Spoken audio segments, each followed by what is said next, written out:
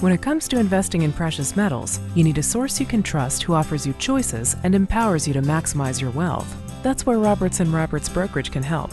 Roberts & Roberts is a trusted name in precious metals. Since 1977, Roberts & Roberts has been providing you with the finest gold and silver bullion, coins, rounds, and bars at genuine and honest prices. They make it easy to invest in precious metals and work with you to suit your investment needs. In addition to offering gold and silver for sale for US dollars, Roberts & Roberts Brokerage is now accepting Bitcoin in exchange for their quality precious metals products. To speak with a professional from Roberts & Roberts about investing in precious metals, call toll-free 800-874-9760. Write this number down, 800-874-9760. Visit Roberts & Roberts online at rrbi.co. That's rrbi.co. On behalf of Roberts & Roberts, here's hoping your day is as good as gold. I'm going to take you through a walk in my mind. Let me tell you why I think this is interesting, important, and it gives you kind of a head start on things. For those of you that don't know, I'm the one that created the Ron Paul Levolution logo. When that happened, it was in '06 that we used that in a campaign in Arizona. I was running for Secretary of State. But the main sign that got the most attention, that had, we put big signs up, voted the most popular sign in the newspaper and everything, was still voting? With the V in voting, the V for Vendetta. We're like, man, you guys sure? I'm running for secretary. The second time, I had run in '94 also. I'm a well-known libertarian activist in Arizona. But you always know that politics for us is almost like theater art. It's street art, it's activism. It was to change minds. How many minds can you free? What I saw coming when Dr. Paul announced that he was going to run for president, well, it was kind of creating a blue ribbon panel to study the feasibility of having a committee to decide maybe I might run, okay? In January of '07, I just called, are you guys, yep, okay, boom, done, that's all I need to know, peace out, you'll never hear from me again. Not officially. And the reason was I had stopped voting in '02. I don't vote, I know better. I've been 44 election laws I challenged to the Ninth Circuit, argued my own case. I'm up there, man, you guys suck. And they go, yeah, we know, dismissed, whatever, okay? But we got the theater. The most of the attention that we got was from having the government number. Arrest number, lawsuit number, initiative, referendum, recall, candidate. You get a government number was permission slip for the media to cover it. You had to have that government number, and it didn't matter. I don't care how many dead bodies were laying around. I mean, if it didn't get a government number or some official of them doing what, it didn't get covered. So we used that until we knew that there wasn't going to be a need for a number anymore. We became the media. If you knew that was coming, how would you act? What would you do? You would, in our opinion, was build our credibility from the beginning. We are the truth, okay? At least, they go, truth, what's the truth? Well, I'll tell you what it's not. It's not lies. So if you didn't lie, then okay, well, these are the non-liar people. They may not agree with your opinion, but they're not, like purposely just lying to me. Then come back 2 years later and say, I never said that.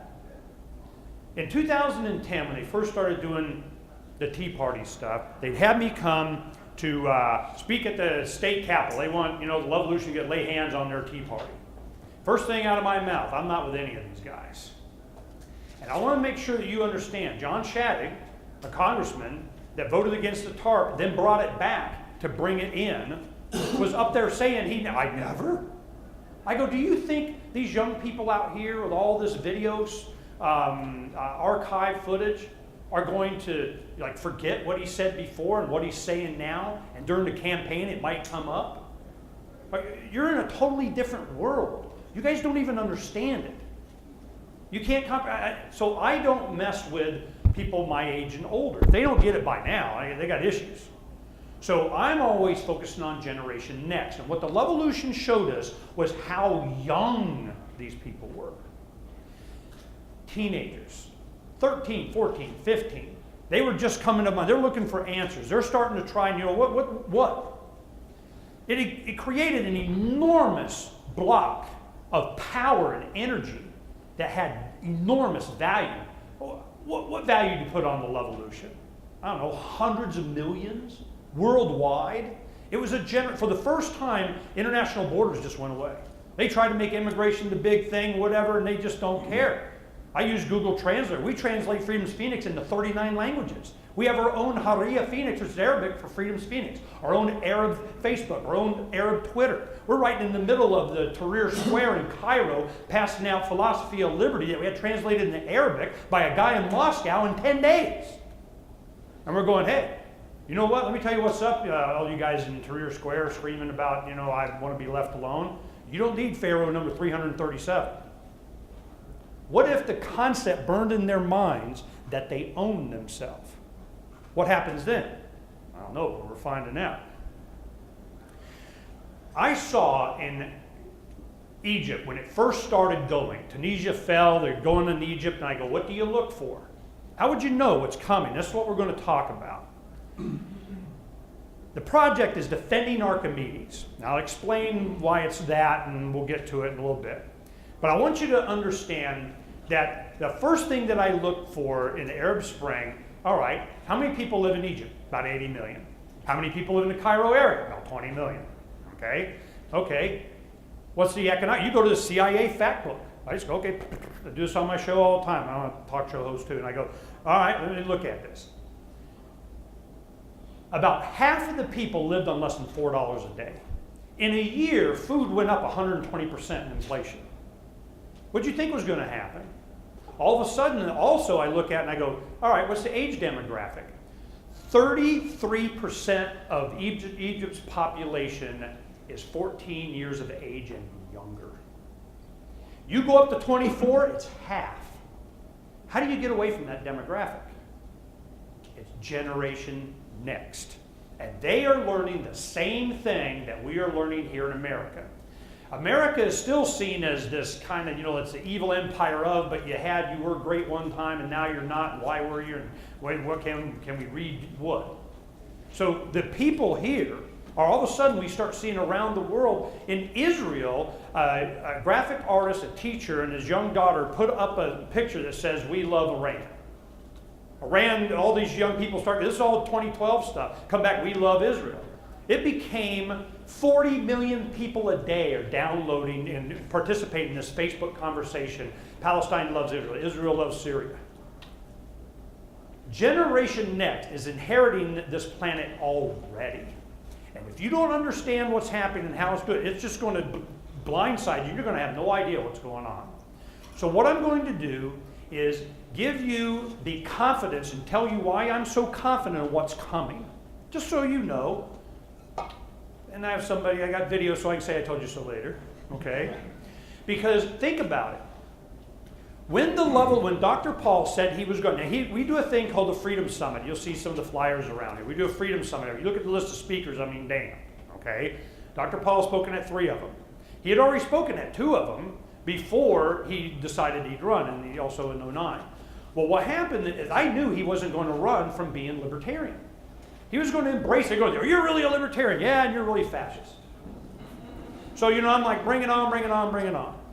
So if I knew he was going to embrace that, what kind of impact was that going to have on Generation Next? Were they going to go, oh, hell yeah, somebody's not lying? You know what he said? And who would have that confidence in that? Would it be the young people? Did they even know the topography of how American politics work? Did you go to the Republicans and say, did you go to Libertarians, the party? No, who do you go to? The activists. The people that have been on the streets, the people that had their nose to the grindstone, the people that knew, the people of my age, that younger, my wife and I, Donna, here in the whatever color that is, salmon, that's close there. She and I, raising our little kids in the late 80s, we had 4 children. They're now like 23 to 28. So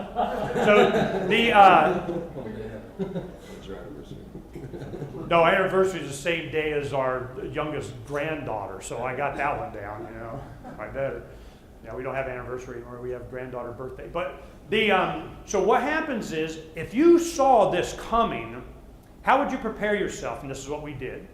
I did the same thing right here. Some of my friends, I go, Here it comes. Oh, Ernie, well, you're crazy. You kind of know it's another Ernie thing. I go, when have I been wrong? Because I don't make predictions unless I do kind of hedge on the time frame. That always gets you, But what happened is I knew there was going to be an explosion of young people who saw that. I go, here comes love. You watch what happens. Yeah, whatever. Within 2 months, it exploded. All we did is I got a place for 8 weeks to make those signs, shipped them all my libertarian friends around the country, send me video, because YouTube had just really started getting going, and I go, you watch what happens. And then I spent the next year and a half or so going around the country just teaching people how to make signs. And I'd be in a group like this, be 100 people, there'd be 5, 6, 10 people in the corner. I go like this, who are the sign makers? And everybody's like, yeah, that's the blue hair Republican, kind of the older, we're going to, we'll get in and we'll get precinct committeemen and we'll canvass and make some phone calls and go around and pamphlet and something, okay? And the kids go, you're not making signs? I thought you were making signs. I came here to make signs. It's on YouTube they were making signs. You're not making signs? And I go, don't worry about it. I'll be over there tomorrow. We'll get taken care of. Go make hundreds of signs. Dr. Paul would show up a few days later, going on hanging around. The guys go up, yeah, look, Dr. Paul, look what all our people did. And the whole time they were telling them not to do it. This is a young revolution, and there's nothing, they can't comprehend it. The campaign can't comprehend it, Rand can't comprehend it, C4L can't comprehend it. They think that all these hundreds, tens of thousands, if not hundreds of thousands of people doing exactly what they wanted, the way they wanted, can be corralled and collectivized into some unit to do what they want. We got all these Indians now, we're the chief, go do what we want because we're chiefdom, we're older now. I got a gray beard, you do what I tell you. And they're going, no. So, but what did we, this is the point that we're making, and what I'm building up to. What's next? Now what? Well, everybody's got the now what. I got a plan for your now what. Well, yeah, well, obviously now you're freedom-minded. I got the central plan for freedom right over here. Absolutely. It's like this, and it's this big, and it's got, this kind of, it's this color, and it's got a flag and a logo, and, it's here it is. How many of us know that that's just wrong before it even got started? The thing is that I could see how young the people were, and I remembered when I was their age. And there's a lot of things that started to click in, that they started to come, and I'm going to start from the beginning, and this is what happened. They're following that hump of influence from when they were 13. Now those people 7, 8 years later are 20 years old and they're starting to have children. They're coming out of college with a big giant school debt and a degree and no job. And they're trying to reinflate the bubble. Get back in here. We got to go elect somebody. We got to go vote. They go, I thought you were a big voter. You're a big Rom. I go, you never saw me say anything about voting. Okay, don't ever do that. Scratch your brain and see if you can find where Ernie ever said anything about voting. It's a cultural thing. And where do you get that from? It is how you're brought up. And there's one thing I found, are libertarians made or born? And I'm sure there's some personality traits. I kind of get, it's kind of a combination of both. But I'm telling you, the man wants to make sure you do not become a libertarian. The entire system is set so that you do not become a libertarian. And that's what we're going to go over and try and create. I'm going to give you a vision of what we're already working on now. I'm not going to, I'll tell you at the end the names that are involved in it, what we're doing, and it's big. But, how many of you have ever been to Freedom's Phoenix website or subscribed to the magazine? We're serious. We got our crap together. We haven't been doing this, just last few weeks. So this is the cover of our first magazine. It was the announcement we've in our 28th edition now. And there's some of the magazine covers because they just kind of apply. But I'm going to walk this through real quick. We'll do questions at the end. I'm going to try and get through this because I want to share this with you. Defending Archimedes came from, as you get older, I have met geniuses. The 170, the 200 plus IQ guys, kind of whatever, and I want to know, what the heck, man? When did you know? And it came down to this. The one common thing that I saw, it's like you look at your brain and you have the processor. How fast can you process information? RAM, how many programs can you have up on your desktop? How many things can you process at the same time and go back and forth? How big is your hard drive? How much storage do you have? How much stuff can you access over there? So with processor speed, RAM, and memory, you're pretty much talking about the brain, and anybody that's got a whole bunch of both of those are smarter than me. okay? So I go, okay, when did you start to see that, when I was 3? I mean, at 4? And it was amazing the stories that I would hear. And a lot of them that became libertarian, they had adversity at home. It was a dysfunctional family. They used their mind at 5, 6, 7 years old to escape, either in their mind or financially or whatever, and then they go off and they just want to be left aloneism. And I go to them and they said, yeah, the truant officers always knew where we were. We're in the library. Or Dick and Jane book, and we got a calculus one behind it. And they're going, no, none slapping you on the wrist. No. Don't make the other children feel bad. Okay? So what do they want? They just want to be left alone. I go, is there a program? Is there a camp? Did you want to know who the other guys are? No! The entire universe was in my head. I'm fine. Just leave me alone. Okay? So I'm thinking about, all the genius that we lost. Archimedes lived, over 2,200 years ago, 200 BC or something. And what happened?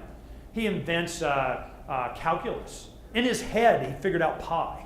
I mean, this guy, you should do some research on Archimedes. But there's gazillions of these guys. Our humanity is churning these out by the tens of thousands. I mean, constantly. And we are doing everything we can to suppress them because they're a threat to the state. You either take your mind and you put it in service of us, or we don't need you. Service of nobody else, and sure as hell not yourself.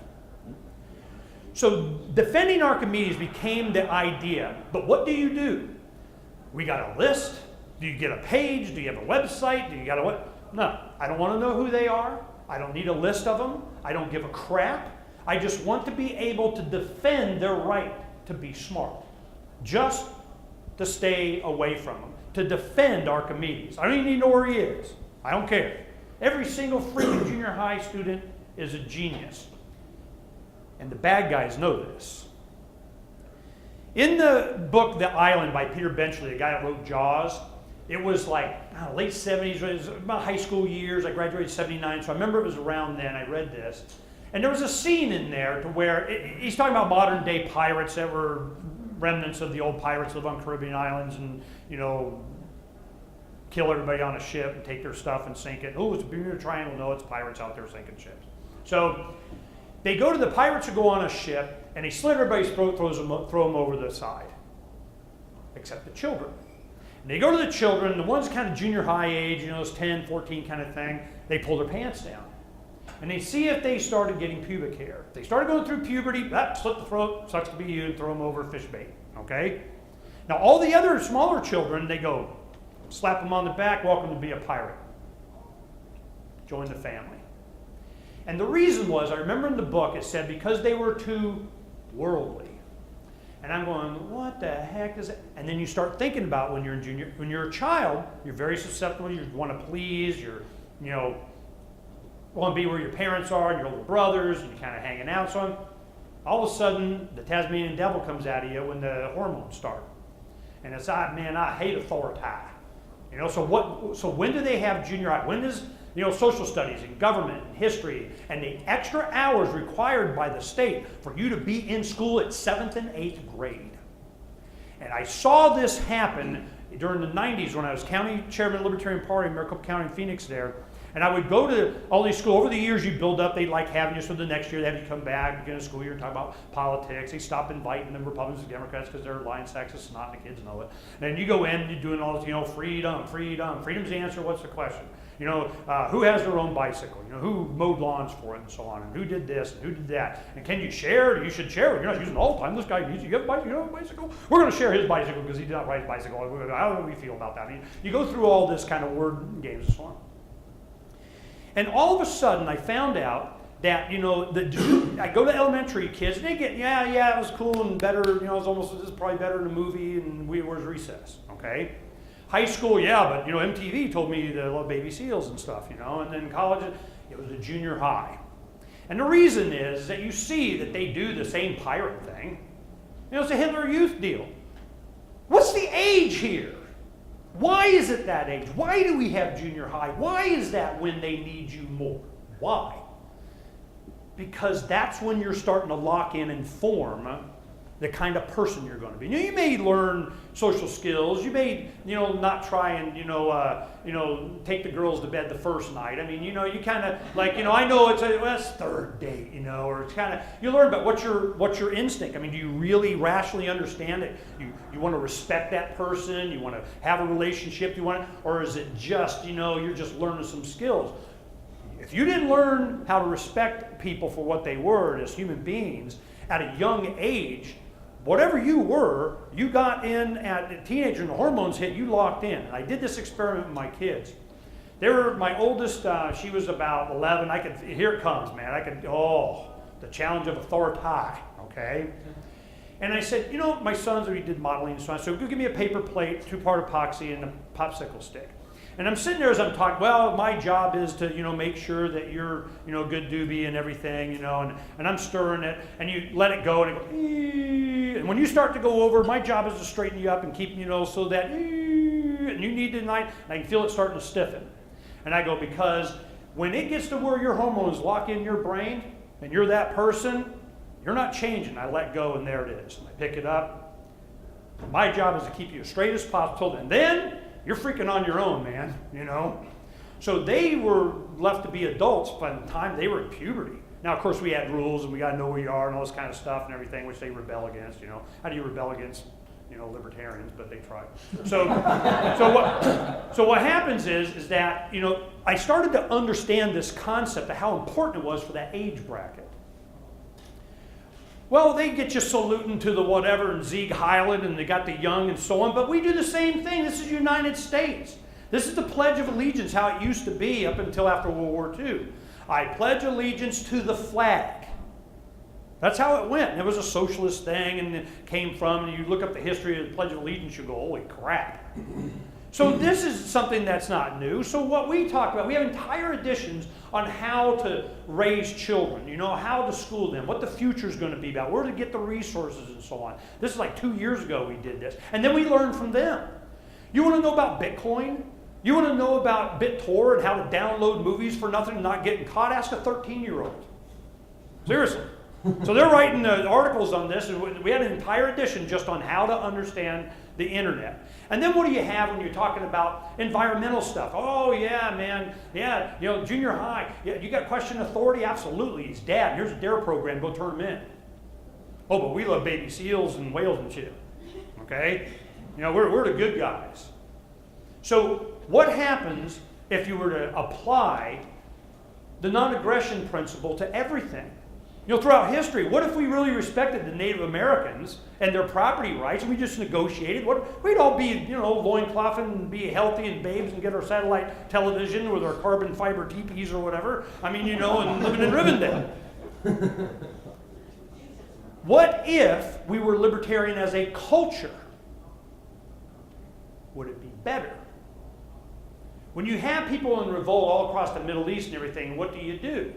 You send them an Arabic version of Philosophy of Liberty, translations of the Bill of Rights and Declaration of Independence. It had the Constitution in there as a Cato book that we sent. And on the page of the Constitution in Arabic, on a little mailing label, we put, "We already tried this, maybe you can do better." I was definitely not endorsing this pop rule plantation thing, But the Declaration of Independence, the name of my show, Declare Your Independence with Ernie Hancock. And you can't declare your independence if you're dependent.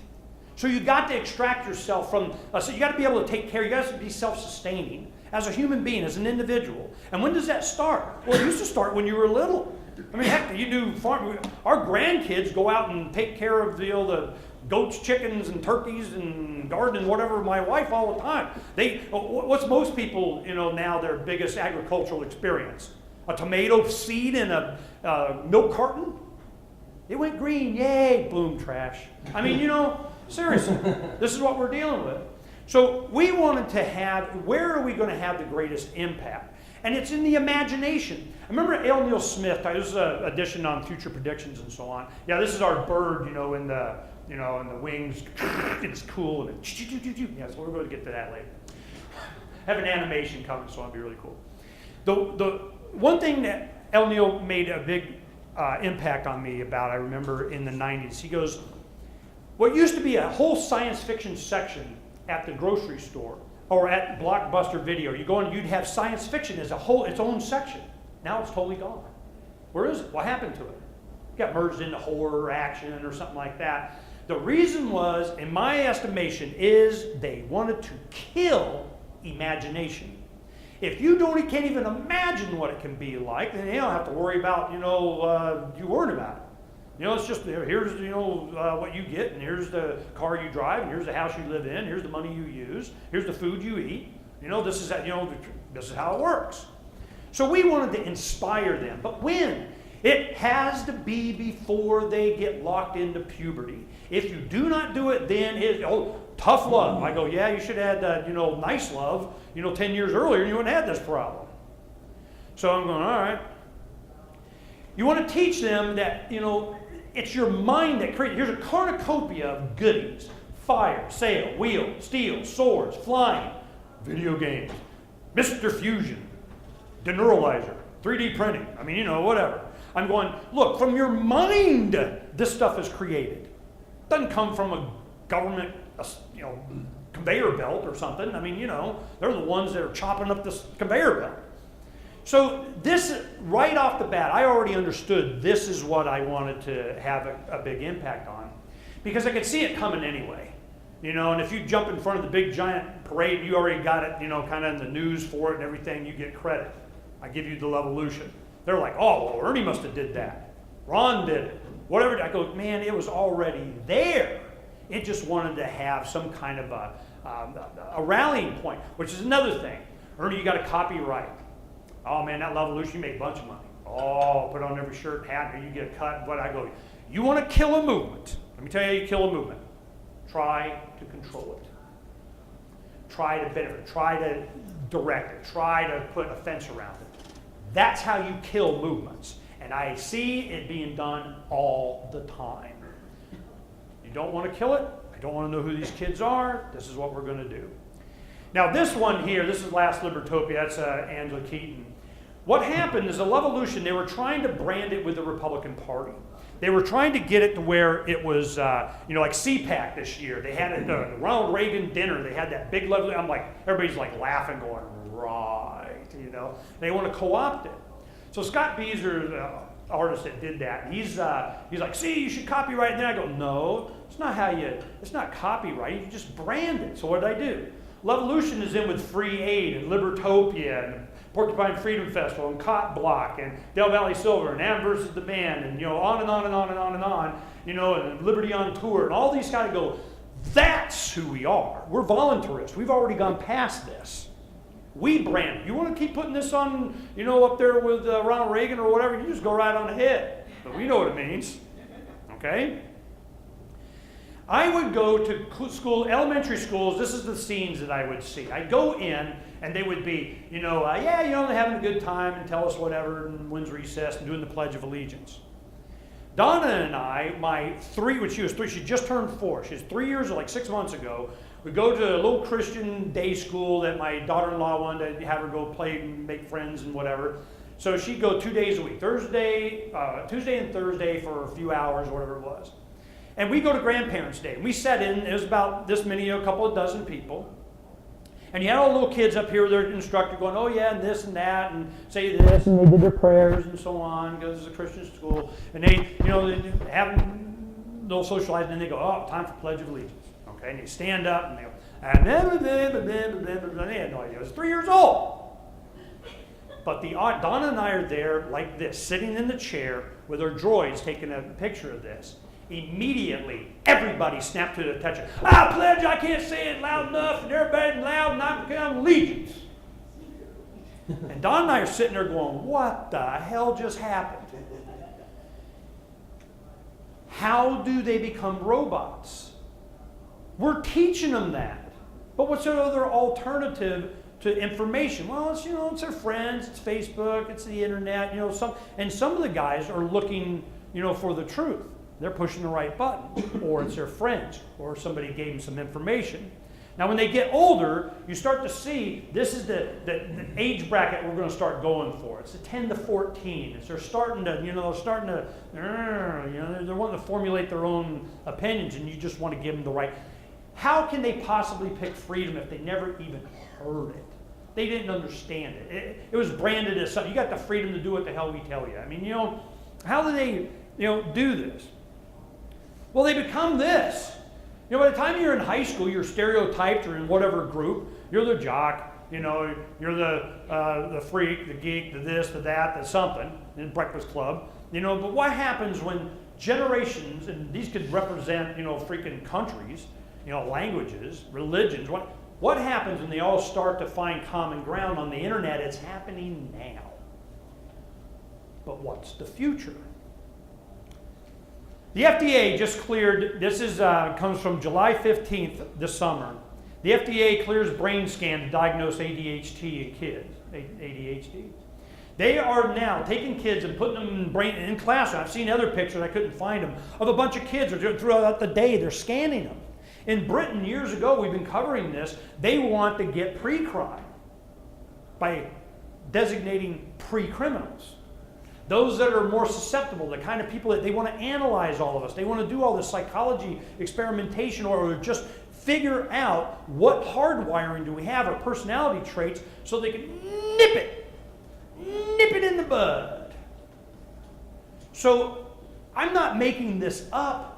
July 15th, Washington, the Food and Drug Administration has approved the first medical scan that can help diagnose attention deficit hyperactivity disorder in children by measuring brain waves. The agency cleared the NEBA system, whatever it is, to help confirm ADHD in people, and we're going to do, and then it's like, doctors can use the device to confirm an ADHD diagnosis or to determine if more testing is necessary. Well, gee, I wonder what's going to happen there. So child brain scans to pick out future criminals. This is from the Telegraph, UK. More researchers believe that violent tendencies have a biological basis, that tests in brain imaging can pick them up in children. They argue that by predicting which children have the potential to be trouble, treatments can be introduced to keep them on the straight and narrow. And who is making the determination of this? They, them, those that won't leave us alone. And the difference is what? They want to turn humanity into, I don't know, what they want. What about what we want? And how do you do this? Now I'm going to read this to you, and I want you to understand this. In 1999, there was an article in Popular Mechanics about, it was Ning Li. She was a researcher, scientist at University in Alabama. And it was something was coming up about anti-gravity. We're starting to kind of, that. And Einstein predicted that if you did spinning isotopes in a contained magnetic blah, blah, blah, blah, blah, you get some anti-gravity. So all of a sudden, Popular Mechanics, I read a lot of science magazines and try and sift through the crap. But I'm looking at this article, and she proved this. She created anti-gravity. You kind of got this little anti-gravity thing going on. Popular Mechanics. Boom. Then it just goes away. You can't find it on the internet. You have to go way back in the machine. You have to actually go get the hard archives at the library to look at this article. 1999 Popular Mechanics. Okay? Anti-gravity. So then I'm like, all right, I put this story up and a lot of my comments in 2008, and it's one of the most popular downloads on my site. Because everybody else is looking for what the heck happened to her? With the DARPA, all kinds of conspiracies. But what was interesting to me is I remember that what they did, what happened was, there was a reference to what was going on by Eisenhower's speech in '61 where he talked about the military-industrial complex.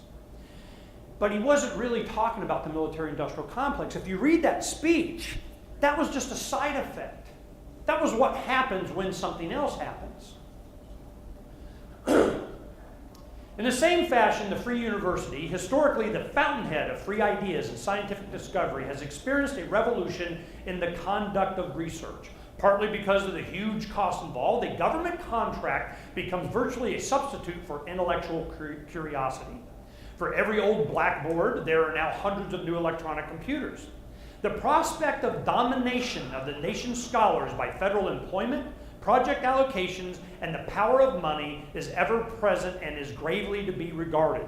Yet, In holding scientific research and discovery in respect, as we should, we must also be alert to the equal and opposite danger that public policy could itself become the captive of a scientific, technological elite. Going out as President, 61, Eisenhower, D-Day, head of the Allied forces of the commander of whatever the Republican president, ruler of, comes out and he says, let me tell you what to be worried about. A scientific technological elite that's using all the resources of the federal government to pull them away from anything that's intellectual curiosity and directing their behavior, their research and everything, and they need to find them. How many of you have seen Firefly or Serenity? Those of you that don't know, the whole point of that series, is kind of a future thing, is that the government is looking for the smart people. The girl that's trying to escape and get away and her brother's helping her and all that kind of stuff, they come around, 2 by 2, hands of blue, the TSA guys. They're looking for the smart people. They're looking for the ones to be in service of the state. You're not allowed to get away or they come after you. 2 by 2, hands of blue. So what do we do? How can we have the greatest impact like a Lovolution all over again? How is this going to happen? And how much do we got to work to make it happen? Or is it already about ready to explode and just happen and we can just help? That's where I like to put myself. This is the side of my yard. We have, it says, won't you be my neighbor? So I wrote an article about this and depicted what we were doing and so on. And this is a fair representation of where I live in Phoenix there. And except we have like 70, 80 foot trees. You add water, it grows, man. I just, you know that. Well, what happened was, we have a water feature on the side. It's a waterfall that is just a pain in the butt, a pool over here, and that's just a pain in the butt to keep up. We usually have it dry. So what we decided to do, we're going to fill it with fish, with tilapia fish, pump the water into an aquaponic system in 2 domes, like you see the dome that we have down there. Imagine the doorway, 2 of them put together, and it's like a double dome thing, and I have my radio studio is right in here. I walk out the door, I do a little farming, I have 4 cameras up there in our video. I hit switcher 4, have the other 4 cameras, wireless mic, I'm out farming. During the break, 4 minutes of farming. Between the hours and 3 hours, I do farming. By the end of the show, I'm done. It's already done on the video and archived, and I'm ready. Done. Why? To teach young kids how to feed themselves. We have a lot. We opened up the homeschool. People come in, we're like rock and roll and whatnot. The weekend right before Halloween, we have a great pumpkin festival, harvest festival that we're doing on part of our land that we have, an area, 1/4 acre, that's just open, and all the Valley permaculture guys, and the urban farm people, and the Birkenstock left wearing, healthy, vegan, whatever the heck, here they come. We know a lot of these guys. So they're coming to, apply their wares. We have the preppers and the survivalists and the oath keeper guys, they're coming in. They already started to overlap each other at different festivals. We introduced them and everything, and they find out they have the same enemy. And it's all about what you can and can't do growing food on your property. In the city of Glendale, which is like 300 yards from here, it's Glendale, it is now, inspectors come in when you do remodeling on your homes, you must remove all food-bearing plants. You want to sell food-bearing plants. You want to get your remodeling ticket, you have to remove all the unripened fruit from your citrus trees. Pests and rodents, we love you. And I told the C4L they want to go after, we're going to get this mayor, we got to go. It's an issue thing. I'm telling you, it's going to be about food. It's all going to be about food. Can I grow food? Can I sell food? Can I get the farmers market and Bitcoin and trade in food? No. Okay, that's because we know that. So we want to make sure they understand the food. This is the actual dome, and I just started putting in the triangles and kind of do it to where it blocks the sun the right way, and then we'll get, and here's the pond, and it comes in, it's now hooked into here, and then we'll go into these swirl filters and the solids, and we're just about ready. We've turned it on, and it's conditioning the water, and we'll start putting the fish in and plant this week. So we've been working on this, this summer. Now this is the domes back here. See, it comes up here, goes along the fence out there, goes in, comes out, and we have a thing called a HOPE system. That's a chest that has carbon filtration of the water, reverse osmosis, alkaline, and has a UV, kill it, whatever thing on it, and power. So I have the water and the power in this HOPE system, it runs the entire thing. This whole thing can be done off-grid. It has 300 watts of electricity, a little panel there, and then it has two of these roll out, like 15 foot long. These about this wide, and they just roll out. Plugs into the back of this thing, the battery's in there, keep it overnight, thing goes, I run, the whole thing done. Na. So what are we going to do with it? Once we get this perfected, and we'll get it down to 1 unit and everything, we're taking it to the Blush family farm in January to be one of the last editions of their Sovereign Living TV episode, because they want to do aquaponics. We're perfecting this and doing it. Endless Food Systems, another company. We have one company called Saguaro Materials that takes the green algae and they, kind of put it off into another system, and they make biodiesel out of it. I go, yay. So this is, we're doing it. Not talking about it, doing it. We're activists. Why? To inspire.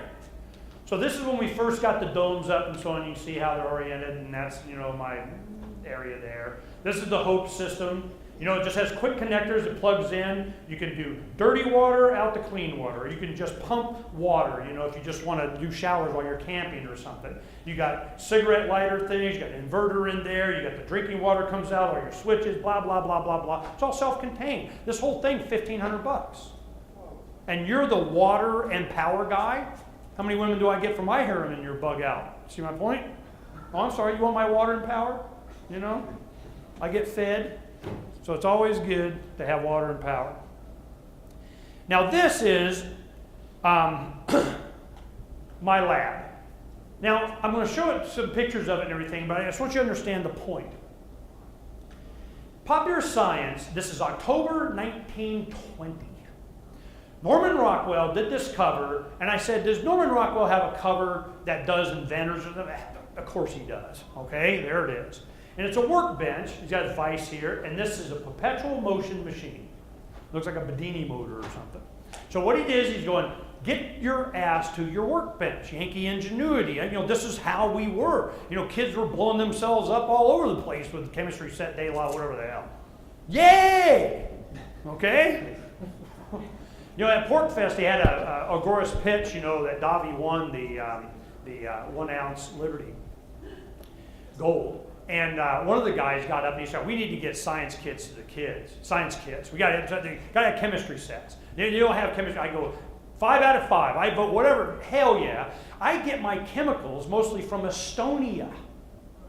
I have to call the Phoenix Police, the Fusion Center, and the FBI, because I got contacts. I know guys there. And I go, just because I got all these distilling things and glassware and I ordered on whatever and I'm not a meth lab. Just because I got all these chemicals and I'm doing different things, do a catalyst for whatever my experiment is, I'm not a domestic terrorist. You don't need to come kill my dog. It's all about my dog, man. So and the FBI guys, they go, Ernie, now, we know you're not doing anything illegal. We would call you first. Yeah. I got pages of they didn't call first. Who are you kidding? We were obviously being recorded, okay? So let me tell you what's going on here. And this is just, I have homeschool kids come to my lab, and you'll see pictures. I put on the Doc Brown, David Bowie, wig and a white smock, and have Mwah! Look at my Mwah! I just pump it up and give them some science about how things work. But I'll just go real quick. This is what, brought this on. Last summer, Don and I traveled 5 weeks around. We went from Phoenix to Kalispell, Montana, to see Pastor Baldwin up there and check out what was going up there at Flathead Valley. We went over to Pork Fest, down to Texas to visit with Kat and John, and then came back to Arizona via the spaceport and so on. And we did our show 3 hours a day, every day on the road doing yeehaw. We're trying to find, is there a place to move? Everybody's, you should come to here, South Dakota, North Dakota, Wyoming, Montana. And we're like, you know what? Arizona's okay. We're going to stay there. But we wanted to go look, we wanted to go see, we wanted to go check out. While I'm on the road, a friend of mine, he is about ready to retire, nuclear fuel supervisor, refueling, changing out, I get a radiated guy, okay, out at Palo Verde in Arizona. He lives like 10 miles past it, and he moved out there because he didn't want to commute. So what happened was he goes, what I want to do is I want to be able to be totally off grid.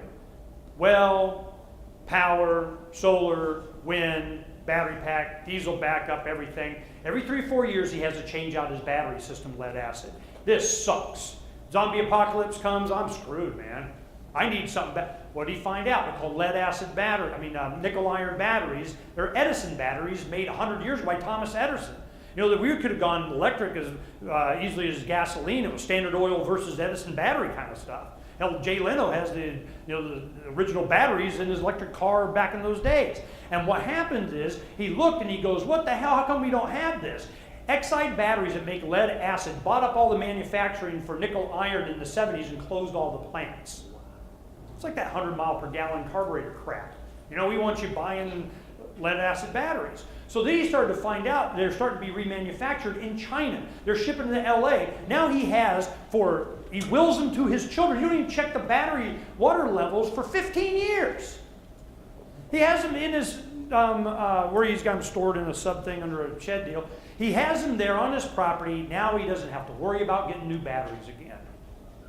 So I remember in 1991, Popular Science did an article on nanotubes, buckyballs. I understood the science behind enormous surface area of like a hairbrush, as opposed to, like 3 acres of carbon filtration activated filter water because it's really small particles, okay? So I'm going, all right, while I'm talking to him on the phone, nickel, iron, nanotube. 2 days before I looked, Stanford Rice University did a paper on that's exactly what they did, enormous increase in energy density. Oh, hell yeah, that's what I want. I go and check, well, it's kind of a DARPA.mil university, we'll think about getting it to you someday thing. Screw you. I went through this with the space race.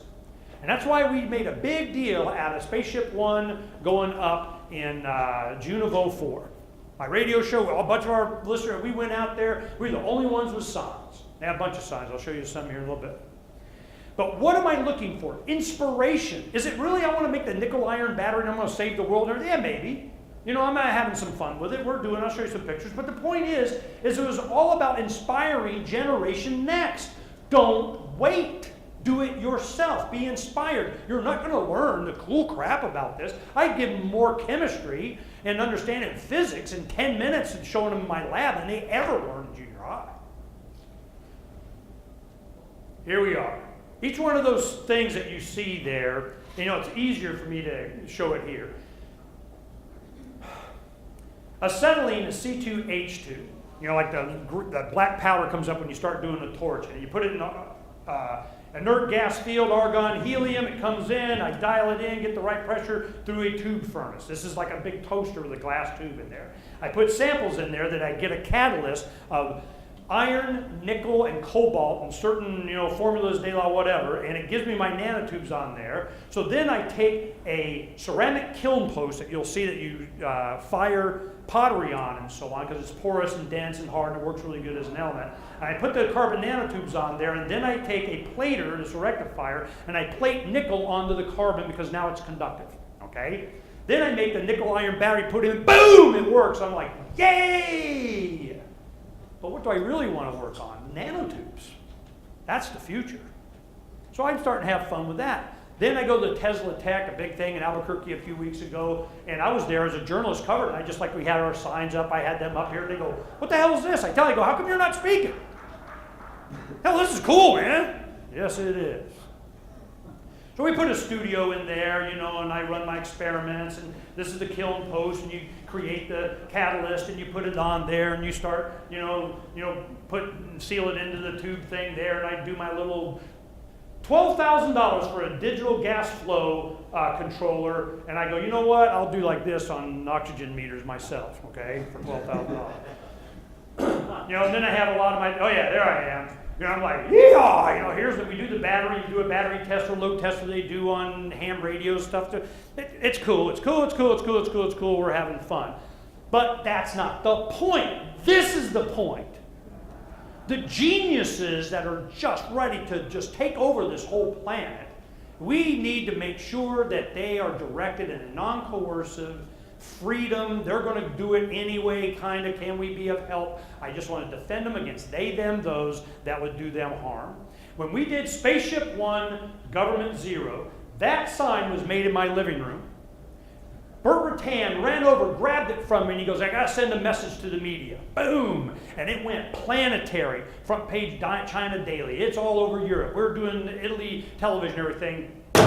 Not a word in the United States.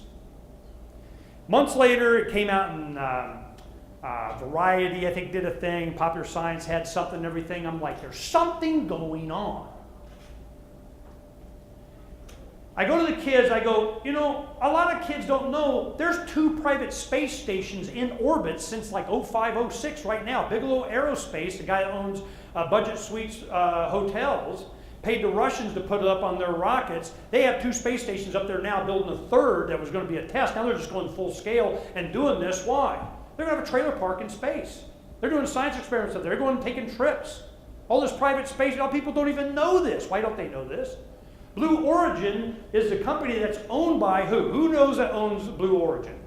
Jeff Bezos from Amazon. He's got his own spaceport in West Texas. Nobody even knows about it. Why? Who do you want to slap? The teacher? The system? Falcon 9. Falcon 9 has done Elon Musk. You hear about his Tesla car and all that kind of stuff. How many of you know he has his own space launch system? SpaceX, Falcon 9, he goes to Falcon Heavy. 3 of these he launches, and he goes to Mars. He's out there saying, he goes, I wish to die on Mars, preferably not on impact. He goes, I'm going. Waiting on you now. People by the hundreds of thousands have signed up to go and not come back. That's how bad it is. So the Dragon's capsule is now supplying the space station. Who wants to go to space? Who wants to go to a low orbit space? You offer them enough money, they go, okay. You know. So what do they want? They need to have rapid refueling going up and down. It's called Rocket Racing League. Bert Rattan designed these planes. They fly like a Reno airspace, but you can fly real time at home in a video game racing with them. The details on this is so wicked cool, but why do they do this? Because the development in NASCAR racing and how it applied to our cars now had an enormous rapid R&D. And they go, if they can do racing with this, they can get fast refueling, get the orb back. Now, not later. This is now. Heard about it a lot, have you? Vertical takeoff and landings, you know, is now this is a Blue Origin thing. This here is SpaceX. A guy is about that small. This is 10 stories high. The big thing, he goes, he's his own customer. He goes, I'm not like a government contractor that wants to make a bunch and government can give you a bunch of money a bunch. Because he goes, why are they doing the first stages and I got 9 engines that wind up in the Pacific? Who the hell wants to do that? How much is the fuel? How much more fuel do I need to just bring it back and land back on the launch pad? And I use it again. Done. It's called Grasshopper. You go look it up, you'll see it. Test flight's doing. This is now, not later. And what do they need? A beanbag chair and a book. That's all they want. I talk to these geniuses, and they go, I just want to be left alone and dream.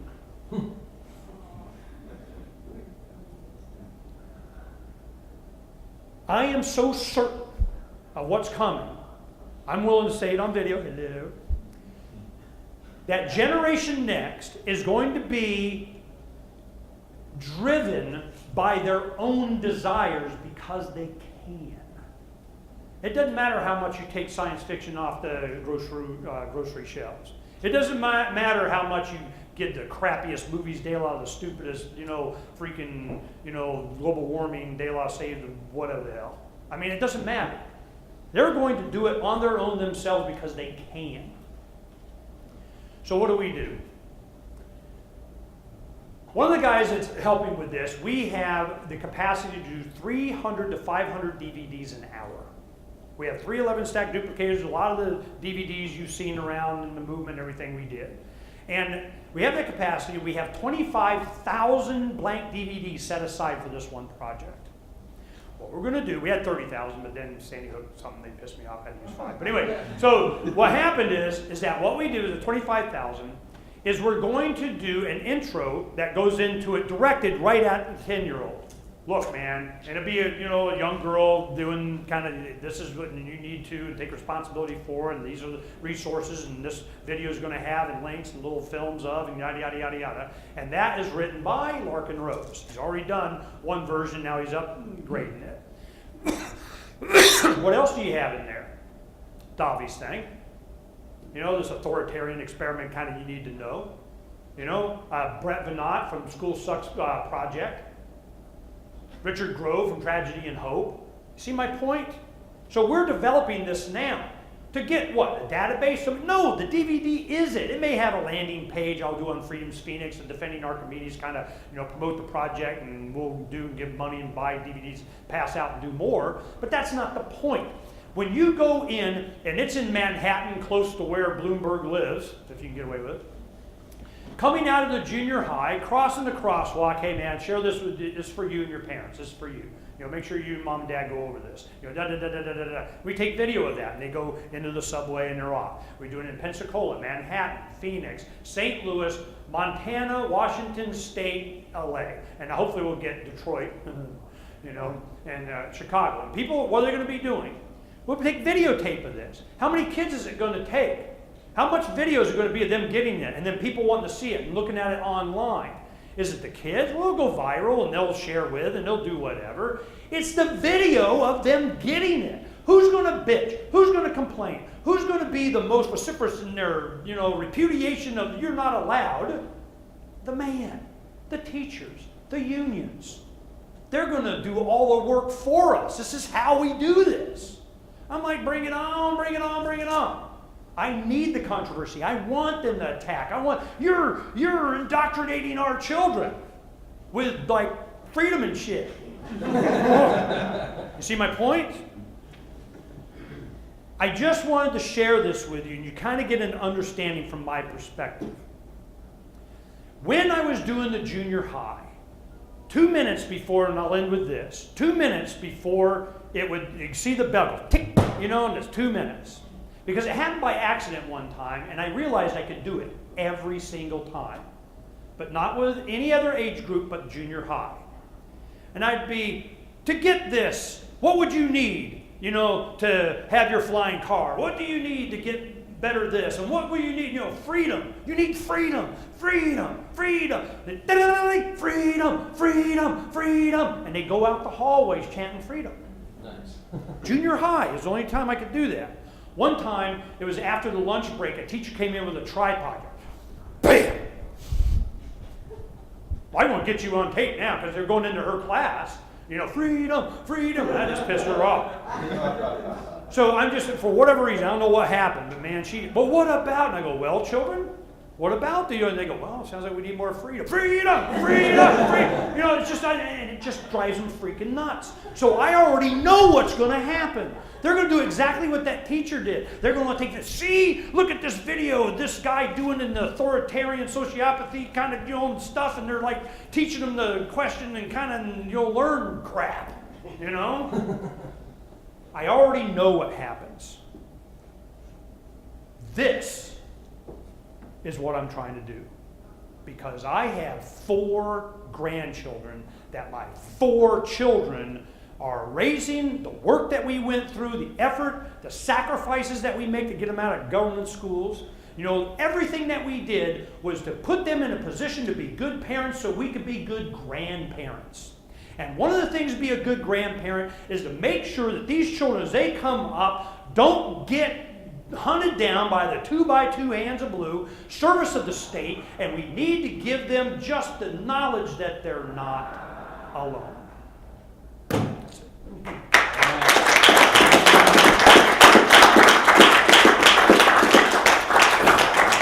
Well, if there's any questions, I'm more than happy to take questions. I know we're at time, but there's nobody after. You showed your pond with a filtration device, so you're taking the water out of the pond and filtrating it, right? Yes and no. There is you can do what's called it takes the solids out. There's all kinds of different ways you can do it. Yeah, you can do all kinds of different things. But where it really gets filtered is through the plants and the bacteria. Because I found out what really happens is the fish poop is not what feeds the plants. The fish poop feeds the bacteria, that feeds other bacteria that converts it to the plants. So it's like a multi-state. You're doing a bacteria experiment, what you're really doing, okay? And then it comes back, and you got different things you can do. But my question was going to be, can you take that filtrate and throw it on a compost pile? oh yeah. So you're not just No, I have a drain at the bottom of the main thing that I get the more of the solid stuff out, and I'll go to my favorite plant or something. You know, favorite plant. Anything else? Yes, ma'am. Do you ever get tours of that? Oh yeah. No, we have a lot of people over. Hell, I don't want to do all that work. That's a pain in the butt. You know, so we people. A lot of the guys here have learned how to do domes, and so I tell you one thing that kind of surprised me though. A lot of the guys, they come in and I go, all right, well, hand me the screwdriver. So it's a Phillips screwdriver. They wouldn't know the difference between a slot head or a Phillips or a Torx or whatever. Or they do, solid, and I'm like, ew, it made noise. I'm going, wow, we're in freaking trouble, man. So, a lot of this is also not just about what this is. It's teaching people how to make stuff, or that they can make stuff, or you learn. Because aquaponics, I go to my kids' old school, Phoenix Junior Senior Christian High, Phoenix Christian. And I go in there and I said, look, we got this aquaponic thing that we're doing. The guy that does it wants to teach, and kind of, and you get 10%, of whatever sales to mom and dad, because they always love that little, make us money thing, And I go, we want to do this. We want to train. Where do I go? I want to go where my kids went. We've got a good education. Let's do it. Now, I mean, they still had the indoctrination of the whatever, but it was a lot less indoctrination when you had the parents there that really care about, whatever. So I am very enthusiastic about what this project, and I know what's going to happen. We're going to do it in such a way that it's going to inspire others. It's going to, and they're going, hey, well, we're already doing that, and we're doing it better, and you shouldn't. And I go, hey, I don't care. I mean, that's not the point. We want to not empower so much the parents as much as the kids. That makes it easier for the parents to empower them or to facilitate them or help them. But if they just know this stuff is even there, I mean, access to what? I mean, think about it. What kind of information would you want them to understand the truth of what? All you got to do is give them some search terms and some places to go. And they go to the menu of the DVD. Well, I want to know about that, and I want to know about that. And they keep talking about environmental whatever, and they keep talking about, energy something, and they got to talk about this is a cool experiment, and this is they just go into this. I show them the stuff that I do. That is, I've seen the scales come from people's eyes.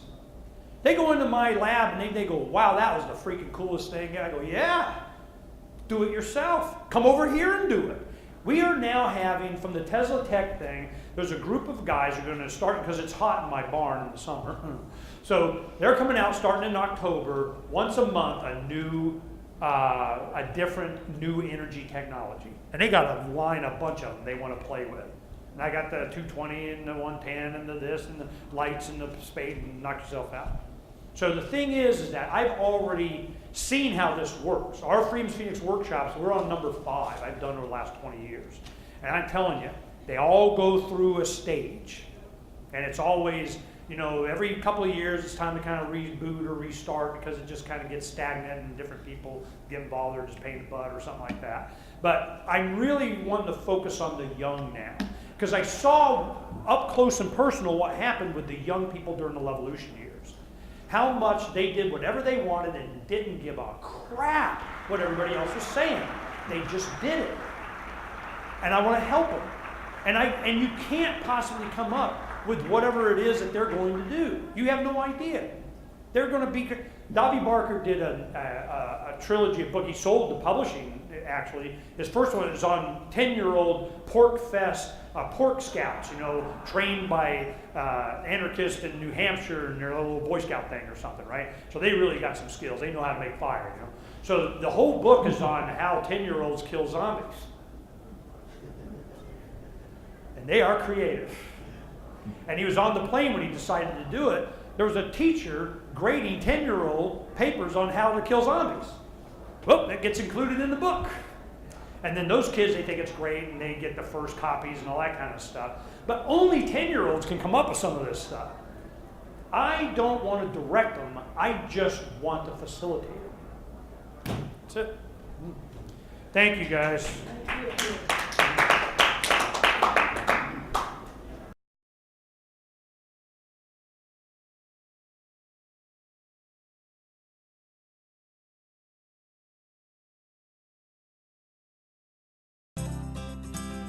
When it comes to investing in precious metals, you need a source you can trust who offers you choices and empowers you to maximize your wealth. That's where Roberts & Roberts Brokerage can help.